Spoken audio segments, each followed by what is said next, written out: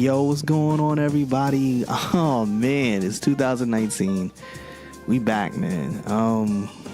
There's a lot to talk about, man, but we here now, and it's just I wanted to say, it's been a crazy start to the year for myself. Financially, I've had to make some sacrifices this year.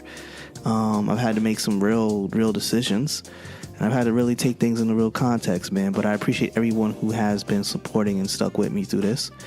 I wish I had got this a little earlier this year, but it all comes as it's supposed to, so today's the day we're dropping it, man. I'm really appreciative everyone's going to be listening to this podcast, and it's just, I'm in here, man. This episode is going to be dope. We're going to be talking to somebody who's super focused, and she's about her business, and she lives for what she does, man. So, Chiffon Williams is just a really, really solid woman who's about her business, and you just gotta love her, man. And just good work that she does. On top of that, this is episode 31, and we're just back in the building, man. I can't believe I'm here. 31 episodes.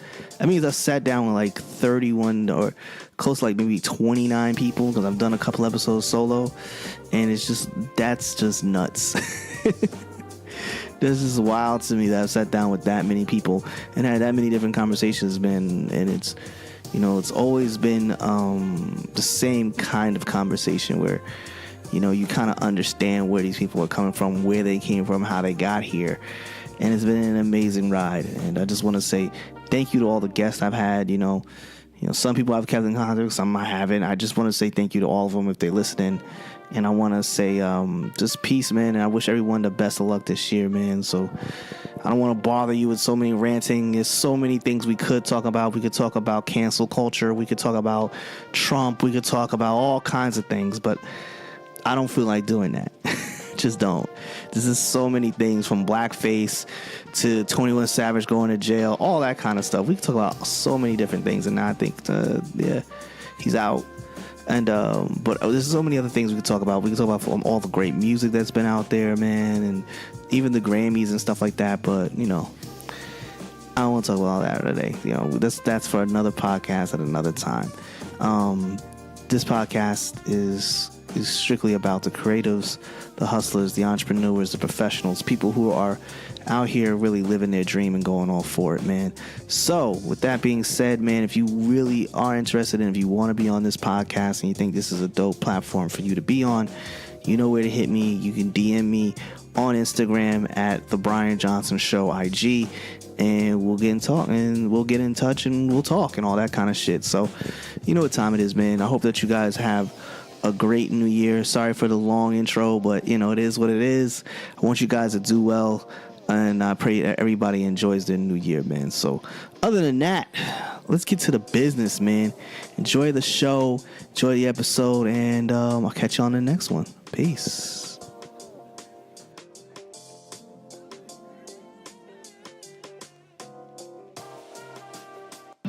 Yo, what's going on, everybody, man? I'm back, man. This is episode 31. It's a new season. Actually, you know what? It's not a new season. It's a continuation of last season, but it's a new year. Happy New Year to everybody. It's 2019. The Brian Johnson Show, I should say, is back. I know it's been a minute. I took a little time to get some things correct in my own personal life, but I needed to get where I need to be so I can get things started. And the best thing sometimes to do in life is just to get right to it and stop thinking so much. So here we are. I am with a very special lady today. Okay? It's a lady I met on Instagram. She is cool as hell. I just got to talk to her a little bit off mic and everything. And today we're in a Starbucks, so if you hear us being a little loud, that's the reason why. But today I am with a real estate agent. Real estate agent, real estate investor, all things real estate.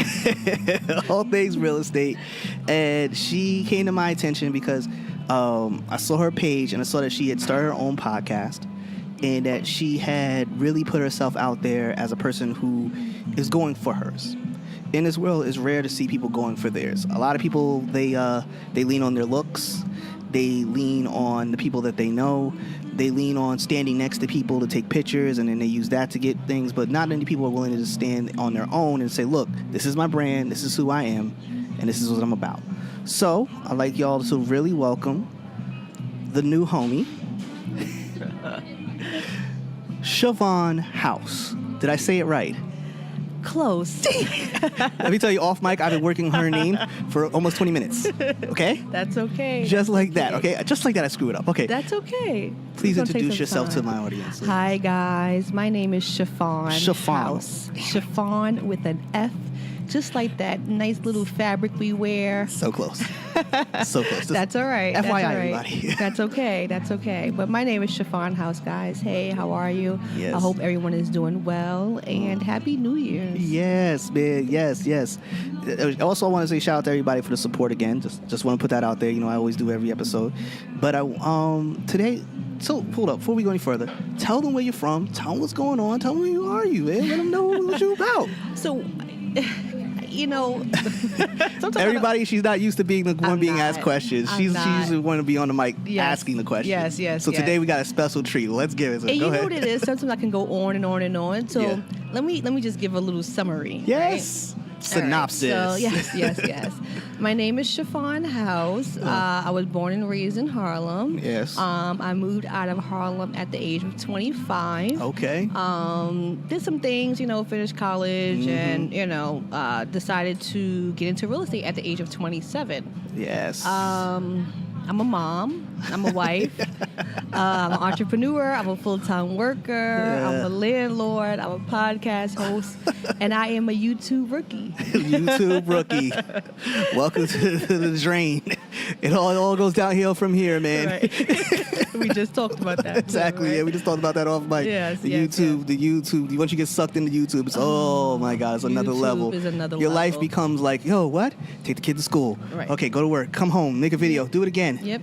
Do it again. And then Saturday, you're like, what? I gotta go food shopping. Nobody went food shopping? Exactly. No, it's Did your I fault. feed my kid? That's horrible, right? Did I feed my son? Staring at your husband like you didn't feed him. Exactly. Why didn't you feed him? I left the food on the table. Exactly. YouTube is really, really no joke. No. And then people don't see like the edits that's behind it. Yeah. So sometimes like that 2 or 3 minute video, Yes. like you took about the whole day, 2 or 3 hours just to get that 2 or 3 minute video. Speak on it. Tell 'em. It's really no joke. So shout out to all the YouTubers out there. No, seriously, that work is no joke. I Yeah. salute you guys. Yes. And just teach me, teach Brian. Yes, teach me. Right? Lord help me. I'm still learning Premiere Pro, and that shit is a bitch. Anyway, so you grew up in Harlem, Yes. okay? How was your upbringing in Harlem? Like, did you because they have this thing about Harlem ladies and Harlem dudes. They just born with style. They're born with rhythm. Like Harlem is just, it's just in you with style, freshness, and stuff like that. Was Harlem good to you? Or was Harlem rough for you? Okay, I like to be very transparent with my upbringing because people see where I'm at now and assume that I just I'm just it, but that's not all. That wasn't the case for me. I'm very transparent because I want people to see that you can start from the bottom and work your way up, to the top to success. Very true. And success means something different to each and every one of us. But for me, I was born and raised in the projects. At the age of 25, in the hood, I would say they consider me like that, hood rich. Okay. Hood rich, right? At that time, it was hood rich. I wasn't struggling because I've been working since I was 14 years old. Okay. So if I knew I wanted them latest Jordans, I knew I had to get a paycheck. Yes. And that's where a lot of my hustle come from because I did work since I was 14 and I worked till I was 29. I never was unemployed, never got unemployment. You don't even know what that life is like. I don't even know what it's a good life for 3 months. Right. I'll tell you that I wouldn't right even now. know, but I want to say that, I was blessed to have that. Let's say that. You know what I mean? So I've always worked. I always liked nice things. And that was because I was in Harlem. So everyone had the latest Jordans. Everyone had Harlem fresh. Right. Everyone had a little fur coat or, fake fur, rabbit fur, whatever it was, Hey, right? I have plenty of, fake fur over Right, here. everybody, Yes. everybody, we all do it. We all did it, and we like nice things, And then again, you were trying to keep with the Joneses. You know, everyone was fly, but everybody was still living in the hood. Everyone was still getting, food stamps and stuff like that. It is what it is, exactly. man. I knew people. I lived in a suburban neighborhood, and I still knew people was on food stamps. So it was like that's not something that's too strange. It wasn't, and it wasn't. I was raised by my grandmother, so it's not like I had a mom and a dad in the house who were just giving me money all the time. She raised a lot of her grandchildren. We were in a 2-bedroom apartment, so we had to work 4 hours. Yeah. But the good thing is, it made me who I am today. It made you tough. It definitely made you tough. It made you handle some things like, okay, we're in a rough situation, but we're gonna get through it. Exactly. You get through it. Exactly. So you went off to school. So you went through Harlem and you had that New York flavor. Where did you go to school? High school or college? No, college. Oh, I went to college in Brooklyn. Okay. And then around what time was that? I went to college right after high school. I went to college at 17 years old. Okay. I started off as a fashion in a fashion major. Big surprise there, being from Harlem. Talk about everyone's like, you need to go to school for fashion. I'm like, all right, young and dumb, 17, starting college or whatever. That's the New York hustle, exactly, man. Exactly. And then I realized it was who you knew, and and I was like, what, this may not be for me. There's a lot of ass kissing in that business.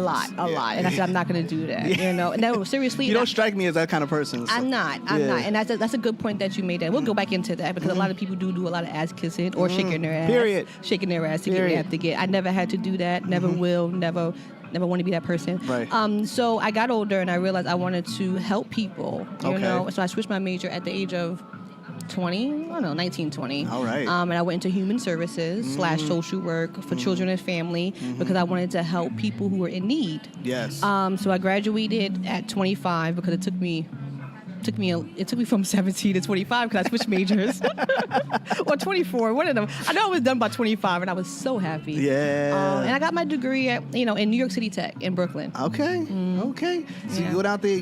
Okay. So how was it like being in that environment in Brooklyn and going there? Did you start to catch on to the vibe that was coming out there in Brooklyn, like everything that was going on? I was so focused. I wasn't thinking about that. It was that. I wasn't into that whole Harlem Brooklyn / I was focused. I was there for my degree. So you weren't becoming a hipster by no means when you got to do that. At that time, it was just changing. Brooklyn was just changing, and in New York City Tech was on Borough Hall, so it wasn't in like the hipster area. Right, exactly. So it was just changing, but I was so focused. I wasn't thinking about anything else. So you told me earlier that you had moved out to where I'm from. Yeah. At one point. How was that transition moving out from New York to Jersey? Okay, so for me, I was done with New York by the age of 25. I had finished my degree. See why, Yeah, I had finished my degree. My mentality was different. I wanted some clean air. It ain't that clean. I mean, I'm just saying, it's a little better than New York, right? A little more trees. So I was like, you can hear the birds and the crickets. I used to love that, right? I still do in this area where I live now, but I wanted something different. My mentality was different, and I needed something to be in alignment. How was like your homies and your friends at that time? Were you still close with them, or you would begin to move, kind of separate? When I was in college, I was so focused that was already starting to separate. Not in a bad way. Okay. It was like Chiffon is really in college. Like don't call me between 6 and 8. I mean, no, this is not. You laughing? I'm laughing because of the way you said it was like. No, but you sound like somebody's mama. No, when I was focused, that was the only way to get my degree. But the good thing is that it wasn't no homies and homegirls. They were in college as well. Okay. When I was in school, these are the same friends I had since junior high school. All right. So they were focused too. So they already knew. So when I moved to Jersey, the reason I did move to Bergen County is because I'm still close to New York. It's 15 minutes away. Is the convenience. Exactly. So I'm closer to New York, still near my family, but still far enough where people can't knock on my door when they want to. How was that first taste of the traffic getting into the city? Oh my God! Did you learn? Hard? First of all, I used to take the Cross Bronx every night, and I was working 4 to 12. Wow! So I would work 4 to 12, then go on the Cross Bronx, and all those trucks were there. It was a mess. It was crazy. You had a lot of time to think. I had a lot of time to think, but my rent was cheap, and I had better air. Yeah. Better air quality. Can't beat that. You can't beat that. Let me tell you something. It's funny that you said mama because I'm 33, but people say I have a mentality of a 53-year-old. Old soul life. Old soul, yeah. Most Harlem people are. Yeah. We have old souls. Yeah. We have old souls. And I experienced a lot. So when you experience a lot, it makes you very wise in situations. Very. It makes you all right, I'm dealing with this. I'm not even fucking around with this. This is what I'm dealing with. I don't want to be involved with none other bullshit. Exactly. Leave me the fuck alone. Exactly. Did you find yourself in a lot of spaces just trying to get an understanding of how your life was moving? Did you ever feel like your life was moving faster than you thought it was moving? Because you had made such different kind of transition. You know what I mean? I actually didn't realize until like maybe after I was done with everything. Like after I was done with college, after I was done, I got my own apartment at 25. Some of my friends were still living at home, and then I bought my house at 27. You were grown. Yeah, I was just going because but for me, I always had goals in my head, so I was just living out my dreams, and I can say that was definitely a blessing. I didn't realize that till now, when I'm now 33, and people are like, you already own your house, you already, and that's not to toot my own horn. It's just people think you're like a little bit either off because you wouldn't bought stuff so early, right, or you're really smart. It's one of the two things that people are going to think you are, because they think like, oh, okay, she's maybe too strict, she's too tight wound I got what you're saying. to get there. Yeah. Or, she's really smart. Right. And, we should listen to what the fuck she's got to say. So not everything, some things. I mean, some things. Some things. Other things, you should go run the other way if I start talking about it. Do your own thing. Yeah. But I always had my own goals. I was that type of person that kind of like wrote down my goals, my New Year's resolutions. Okay. Like right before New Year, like right before the ball drop. Oh, you were really into it. Oh, yeah. I keep it in my wallet. Like I cross it out as I like. You're very them. rare, homie. I gotta keep it true with you. Let me keep that 1,000. I hear with that a lot, and I think that's the part that I don't. I'm just now understanding that. Yeah. Like my husband's telling me that. My husband had to tell me that.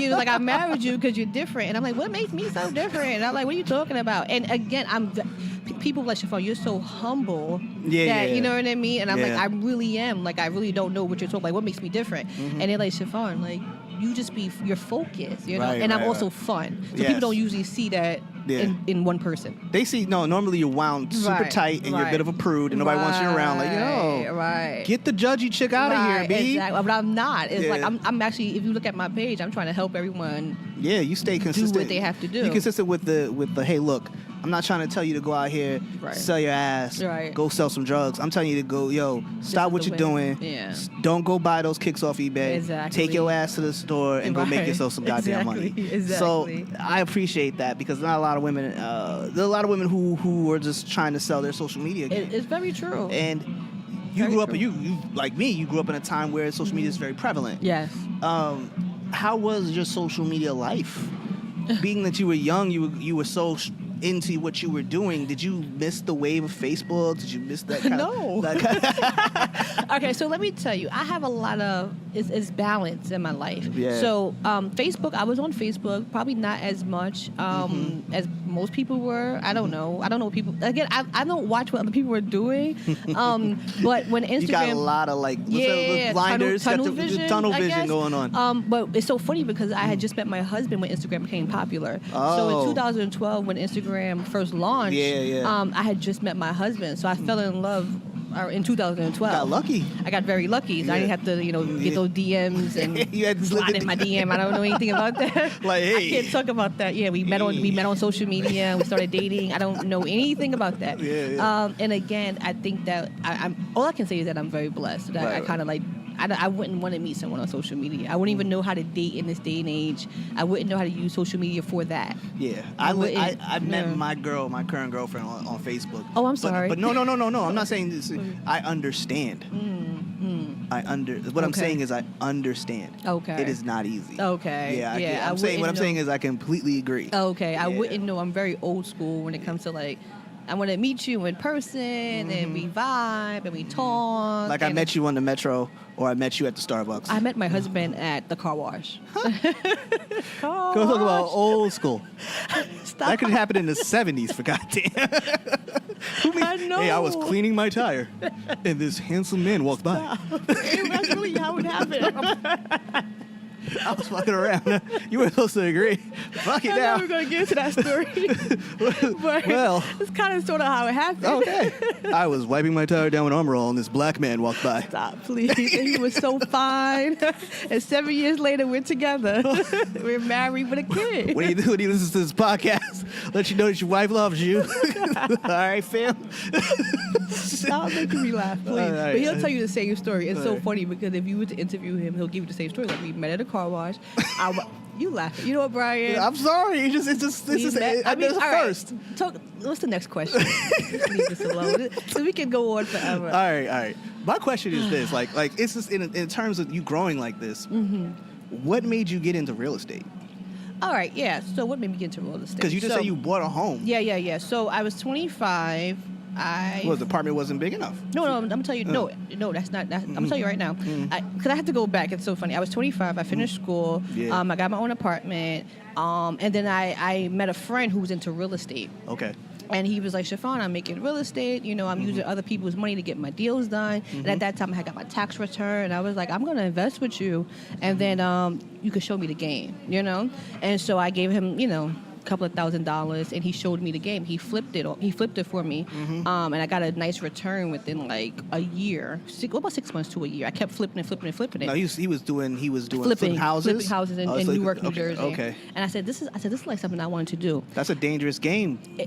No, well, it has its rewards as well. Right. Dangerous game, but I wasn't afraid because at that time, first of all, my mentality was just to become a boss. It wasn't even like invest in real estate. It was like, I just want to make money. Maybe that was my Harlem mentality. I'm not sure. I just saw the money. Bit. Yeah. I just bit. saw the money. It wasn't even nothing even serious. And he was like, you know what? He was like, you could do this. And I was like, you know what?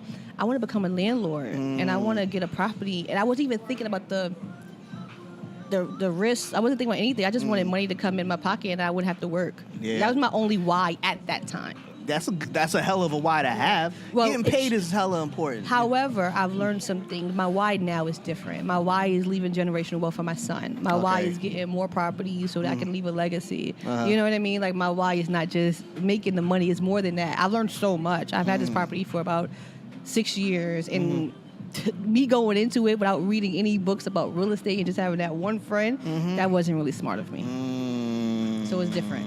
Yeah. What kind of pitfalls did you run into with real estate? With becoming a landlord? Yeah. Was it paperwork or was it more dealing with people? You learn so much. Like you learn first of all, when I first went to go try to become excuse me, guys. When I tried to become a landlord, my credit was like 540. Oh. And my mortgage guy was like, "What you trying to do again?" And I was like, "Oh yeah, what I need a 680." I didn't know anything. Yeah, all I knew was you need about a 680. Now it's a little different. You need about a 580 to give an FHA loan. But at that time, I didn't know anything. I was 27. I just wanted to become a landlord. Right. But I learned, you have to have good credit. I learned that you have to screen your tenants correctly. Yeah. I learned that people can try to sue you. I've had to deal with that. The suing part is nuts. Yeah, I had to deal with, someone saying they fell down my steps. But again, that was me being too nice as a landlord and thinking with my heart, I'm a female. Right. Like, oh, you have a baby, just move in. It's okay if your credit sucks. Did you when you bought the real estate, did you buy it underneath your name or did you buy it underneath a separate LLC company? Right. So at that time, being not as smart as I am now, I purchased it under my name. Yeah, that's rough. Yeah. So That's now, rough. moving forward in my career, 6 years later, I have LLCs to purchase under. Each one is under, a different LLC. Fuck yeah. Oh yeah. So what I'm trying to say is that my why was different. It was just make money. Now my why is like, no, this is actually a business. You have to treat it like a business, and people will.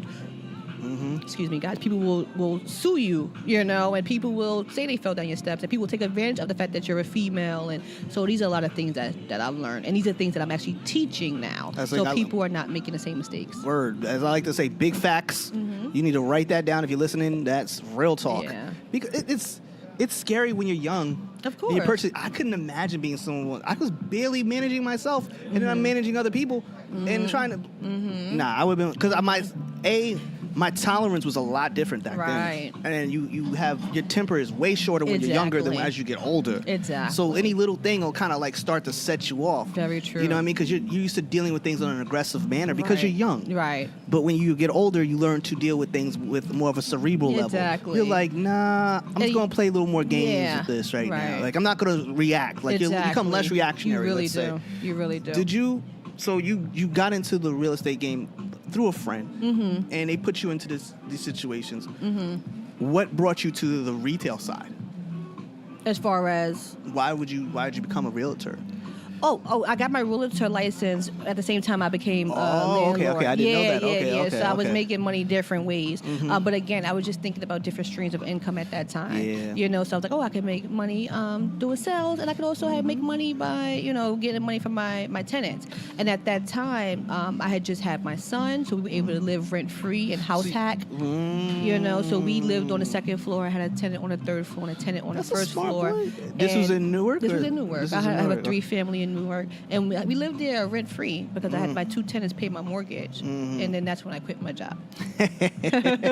Peace. Right, exactly. Peace, have a good day. Exactly. Did you was your husband, that relationship for you as you were developing into this kind of business? How did that work as a dynamic, being in a relationship, having that? Well, again, my mentality was different. At that time, I was young, independent before he met me, and when he first met me, I was like scoping him out. Like, I'm like, all right, let me see if I want to share this dream with this man. And when you're dating, you gotta, and you didn't get a DNA test to see. No. Make sure he's okay here.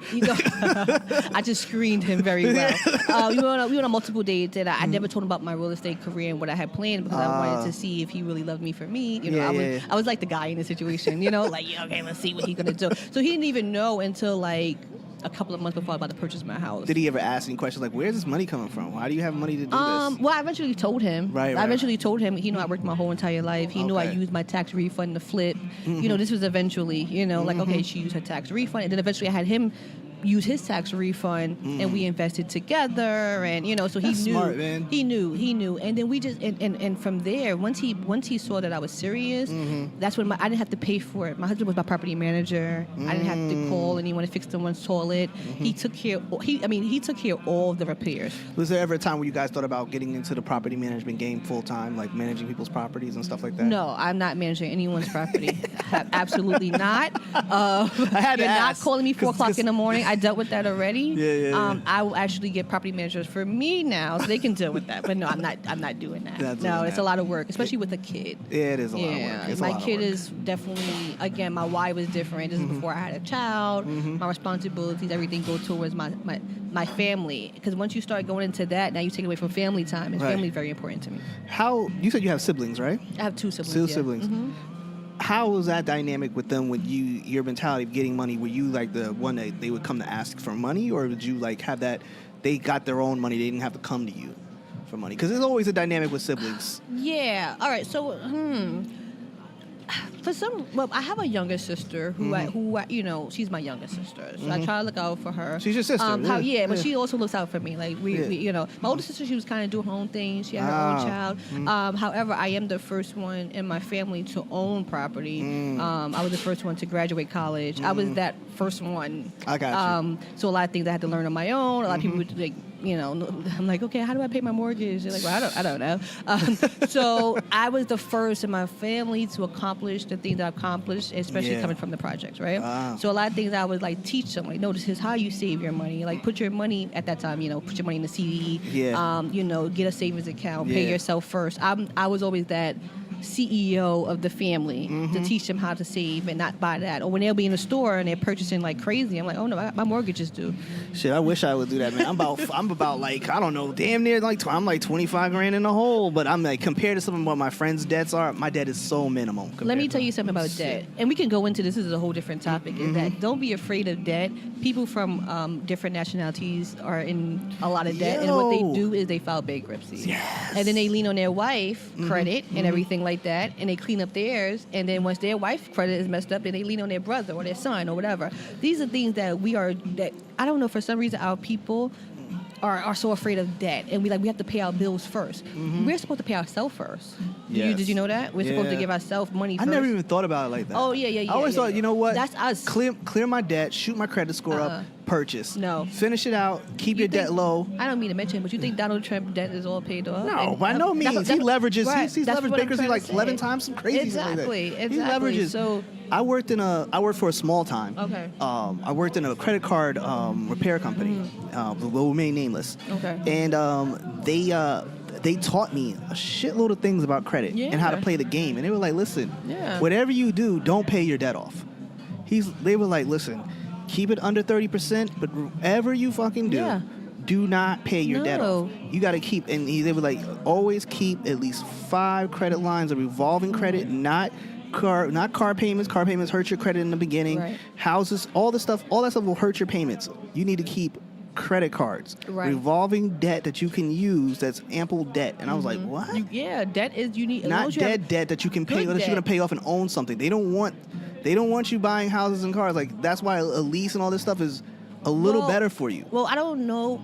well, again, everyone's a little different. For me, I had to purchase a car to get my house because I didn't see enough debt. Oh yeah. You know what I mean? I had to in order to buy a house, at least you paid off a car before.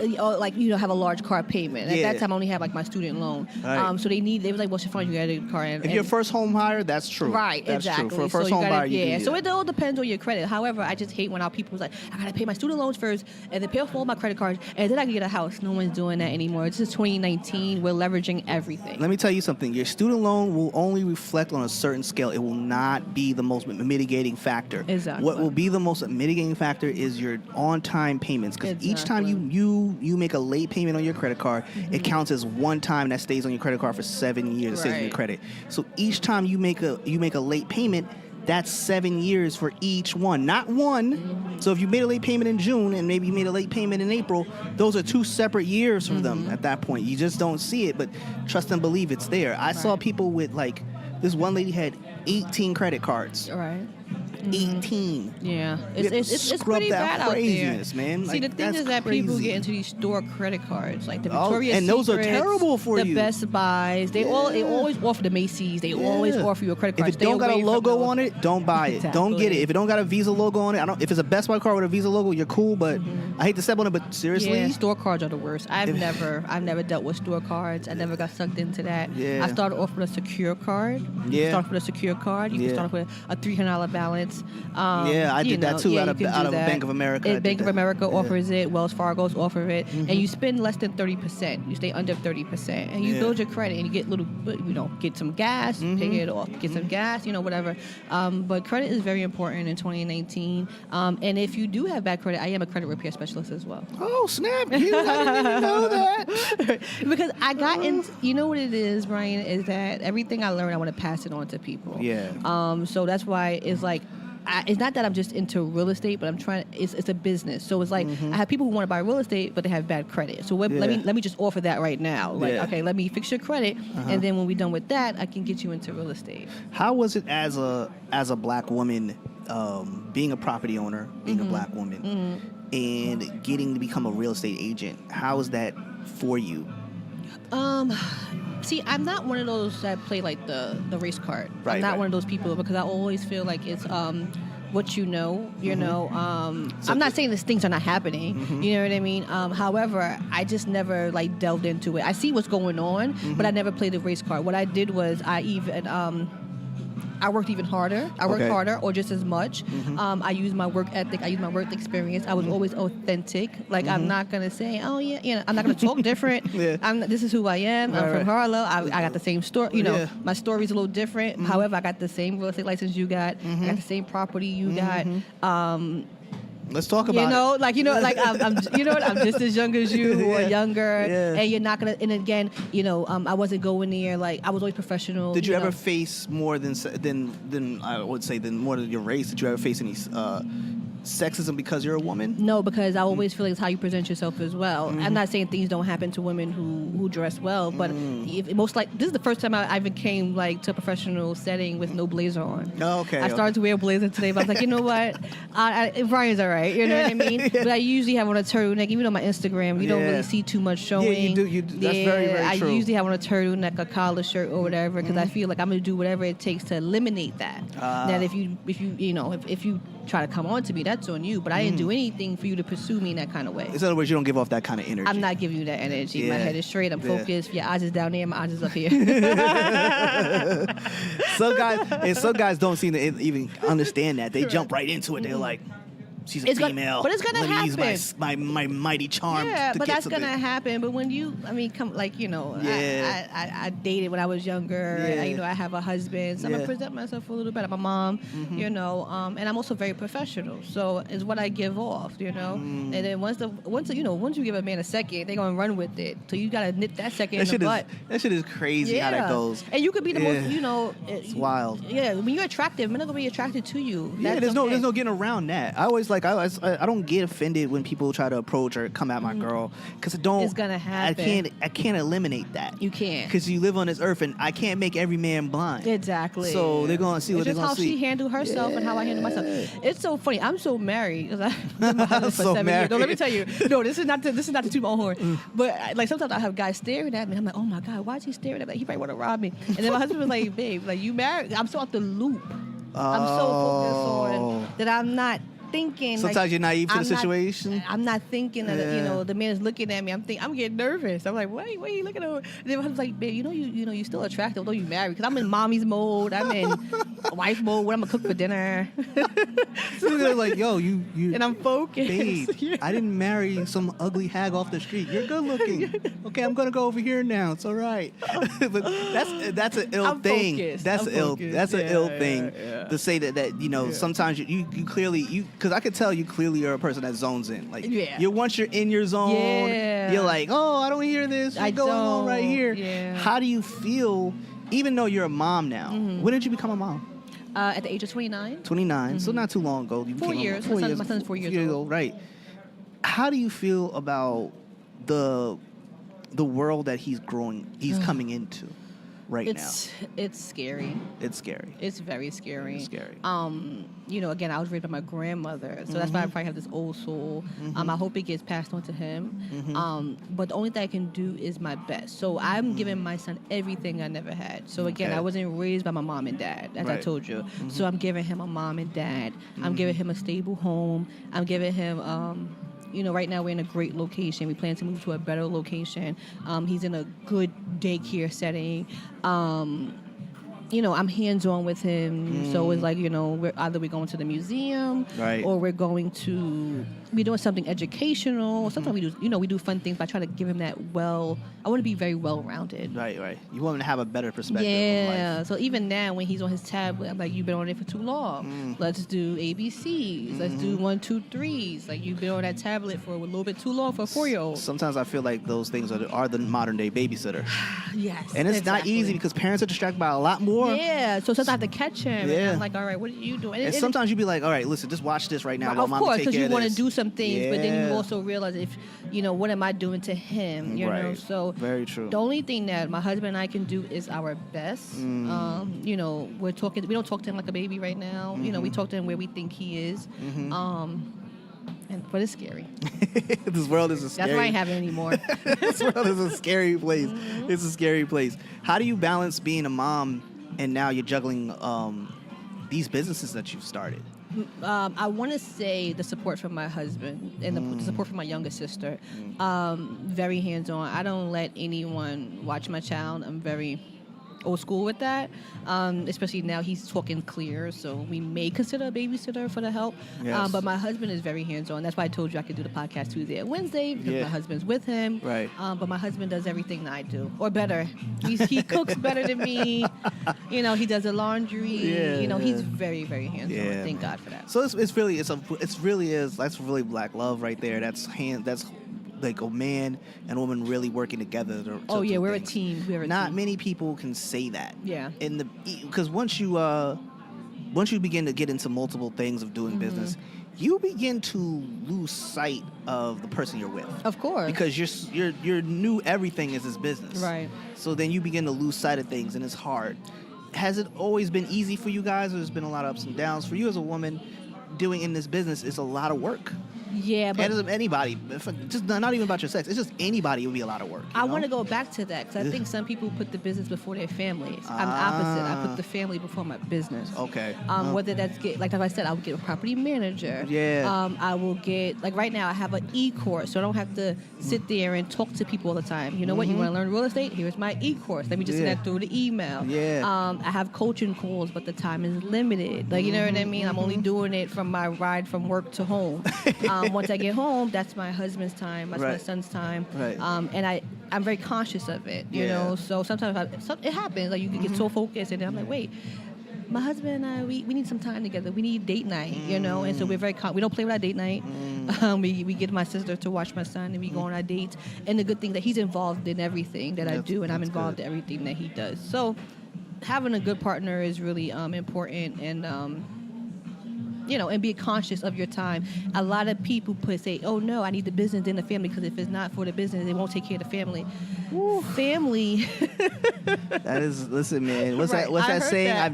I've never seen a man lose a woman chasing money, but I've seen plenty of men losing women by chasing a woman. And that's I mean, it couldn't be any more true than that. Yeah. So my thing is, let's say if this business fails today or tomorrow, I still have my family, and I think that's so important. Mm-hmm. There's times where we did struggle. There's times where I think there's nobody who hasn't. Yeah, tenants were like, we can't pay our rent this month, and now I'm like, oh shoot, I'm not working. My husband's the only one working. What are we gonna do about our mortgage? But then guess what? Sometimes it'll just be me, my son, and my husband. We'll watch some movies. Yeah. We'll go to the park for free. Yeah. And it's just us, and we're taking pictures, and we're just laughing, eating a slice of pizza that's only $1, and we're having a good time. But this is my family. Right. You have to have I think you got to have your priorities straight of what you're trying to do. Right. Exactly. And that's what's most important. When you are you've been in real estate, how have you seen the market move and fluctuate? I mean, since Trump has been in the office, Obama was in the office. I think Obama was in the office when you got started. How did things change? Have things fluctuated? Besides the fact of all the other bullshit that we've gone through with him. I can't say I was like the super producer agent. Yeah. You know what I mean? I can't say that. It was times where sales sucked. Yeah. I'm in New York City. You know, it's one of these places that people are not buying like that. These houses are $500,000, $600,000. Forget about in Harlem where they're over $1 million. To become an agent is all about who you know. You have to network. You're behind like crazy. A lot of my sales were actually in New Jersey because I had connections out there, because I had a property out there. So I was like this top producer. I can't say that.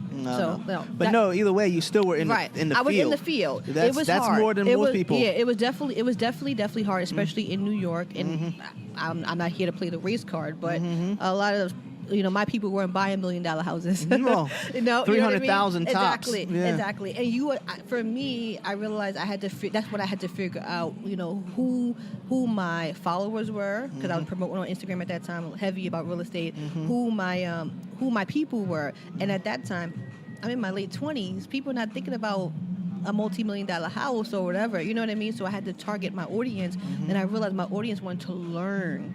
They want to learn, so when they are ready, they know the ins and outs. So that's when I switched my gear. I rebranded myself, and I said, no, I don't like to be referred to as an agent, although I'm still licensed. I like to be referred to as a real estate investor and a real estate investing coach.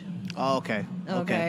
That makes sense. I had to ask. It makes sense because you explained it now. It makes complete sense. Right. So now I want to teach you how to fix your credit, teach you how to invest in real estate, teach you about the loan, so that when you are ready, you know it. That's good, man.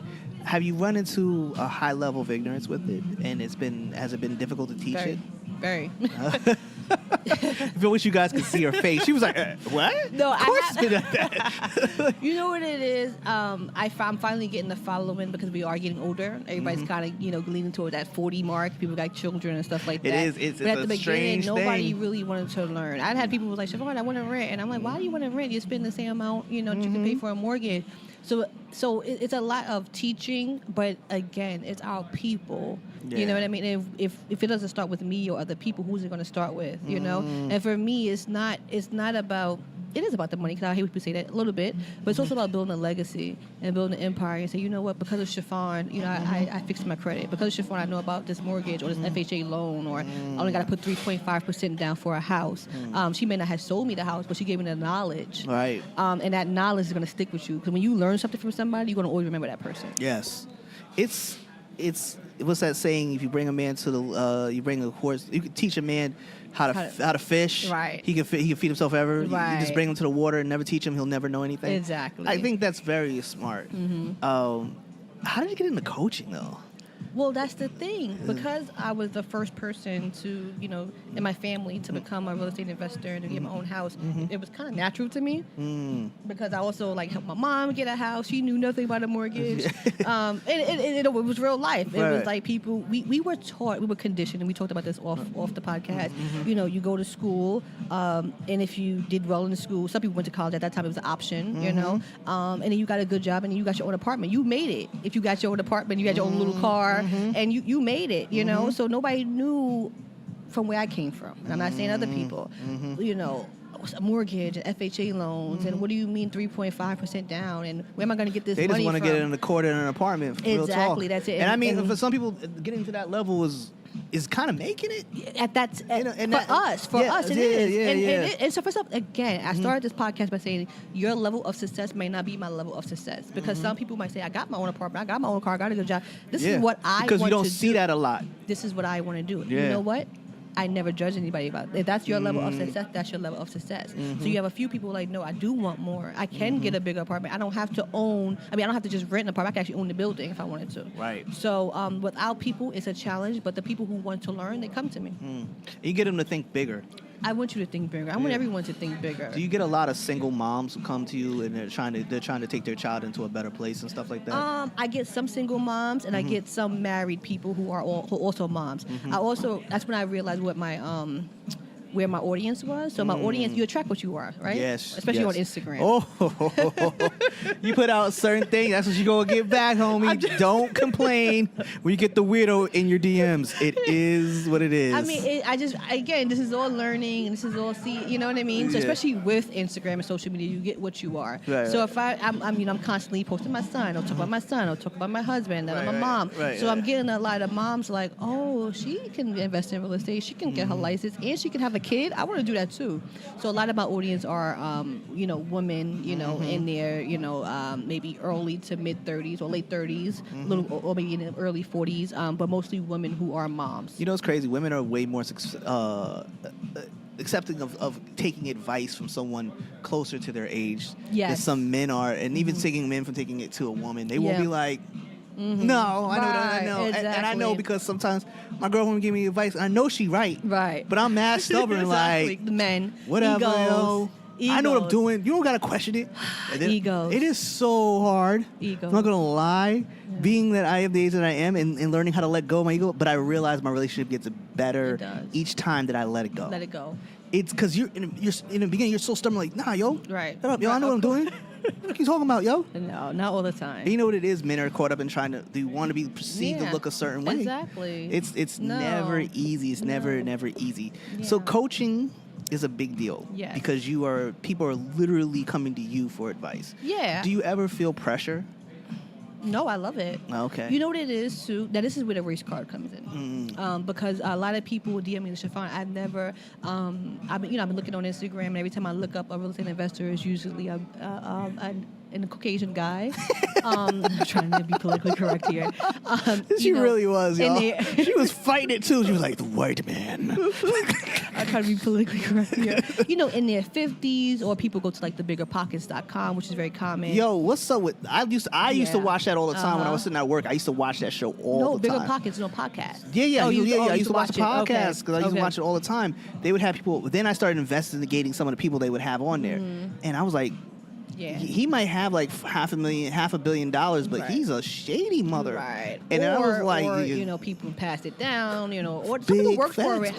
Or they're like, I remember they did the Burr program, and it was like, buy one house, leverage it out at 80-20, 80 to the bank, 20 to you, leverage it out, get hard money, buy another house, leverage that house, and then the bank's in there for 3 houses at 80%, and you got 3 houses, but you're making income off those houses.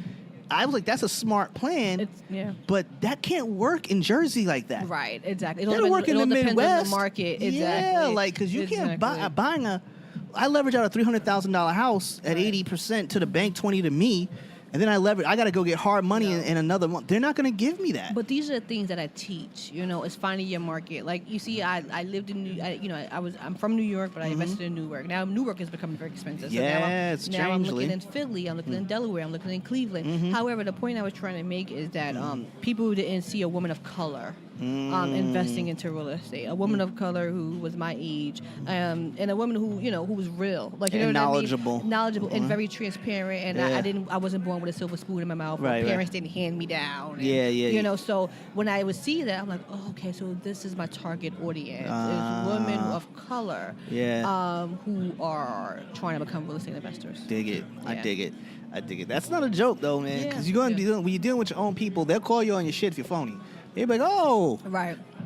You bounce, Holmes. Right. Like Of we course. see what time it is. Of course, but I try to be. I never had.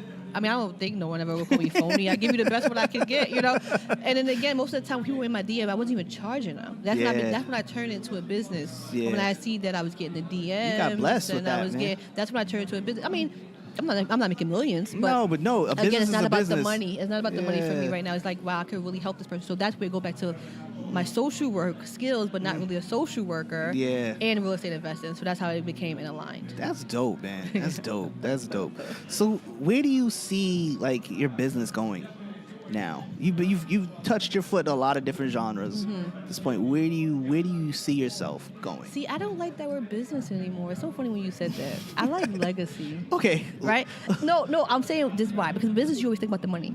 Yes. Legacy, you think about the legacy that you've built and the empire that you've built. And Okay. you think about, I'm just saying, like, as I'm saying it, like, I don't like business because business just sounds like it's just money. Okay, Although it is a business. Let me ask But you, do you want to own like a complex, or do you want to own multiple?